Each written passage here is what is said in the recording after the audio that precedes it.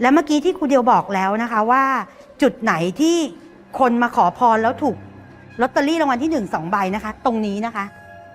จุดตรงนี้เลยค่ะนี่พระสังฆจายจะเป็นพระที่เป็นตัวแทนของความอุดมสมบูรณ์ความร่ำรวยมั่งคั่งบนเหนือศีรษะของท่านเนี่ยก็มีเสียญพญานาคองค์สีเขียวนะคะการมาขอพรตรงนี้จะสำเร็จจะเห็นไหมคะว่าพญานาคองค์สีเขียวกำลังล้อมองค์พระสังฆจายอยู่คือว่าเป็นฐานให้ท่านได้นั่งนะคะดังนั้นครูเดียวเชื่อว่าใครที่มาขอพรตรงนี้แล้วมีบุญสัมพันธ์ทำบุญมาดีแล้วมีบุญคือเขาเรียกว่ามีบุญบารมีปฏิบัติดีมาตลอดครูเดียวเชื่อว่าขอพรอะไรก็สำเร็จแน่นอนค่ะ